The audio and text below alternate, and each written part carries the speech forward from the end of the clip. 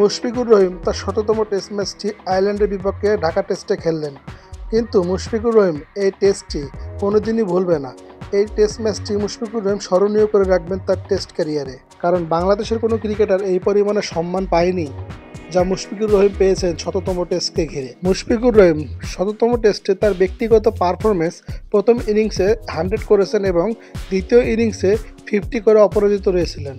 দ্বিতীয় ইনিংসে যদি সুযোগ থাকতেন তাহলে হয়তোবা মুশফিক দ্বিতীয় ইনিংসেও সেঞ্চুরি করতে পারতেন, কিন্তু যাই করেছেন আলহামদুলিল্লাহ। মুশফিকুর রহিম বাংলাদেশ ক্রিকেটে দীর্ঘ 20 বছর ধরে সার্ভিস দিয়ে আসছেন। 2005 সালে লর্ডস ক্রিকেট স্টেডিয়ামে মুশফিকুর রহিমের ডেবু হয়।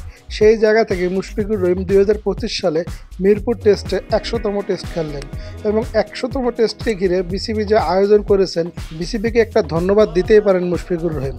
মুশফিকুর রহিমের স্পেশাল একটা দিন গেল আজকে। ঢাকা টেস্টে পঞ্চম দিনে মুশফিকুর রহিম এবং বাংলাদেশ যে জয়টা নিয়ে আসলো 217 রানে, সেই জয়ের মাধ্যমে মুশফিকুর রহিমের শততম টেস্টটা পূর্ণতা পেল মুশফিকুর রহিমকে ঘিরে বাংলাদেশের ক্রিকেটাররা যে পরিমাণের শ্রম দিয়েছেন এই টেস্টে, ঢাকা টেস্টে যে 11 জন খেলেছেন, সবাই মন প্রাণ দিয়ে এই ম্যাচটি খেলেছেন।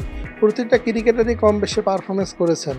সে বলার তাইজুল ইসলামী বলেন, হাসান মুরাদি বলেন না কেন, এবং ব্যাটিংয়ে যারা নেমেছেন সবাই ভালো খেলেছেন। মিরপুরের মতো এরকম একটা পিচে বাংলাদেশের ব্যাটাররা যে রান করেছেন এবং সেই সাথে বাংলাদেশের বোলাররা যে পরিমাণের বোলিং করেছেন, এরকম ম্যাচ বাংলাদেশ কখনো দেখেনি। আয়ারল্যান্ডের সাথে বাংলাদেশের এই ম্যাচটা মুশফিকুর রহিমকে বাংলাদেশের প্রতিটা ক্রিকেটার উৎসর্গ করেছে তার শততম টেস্টকে ঘিরে।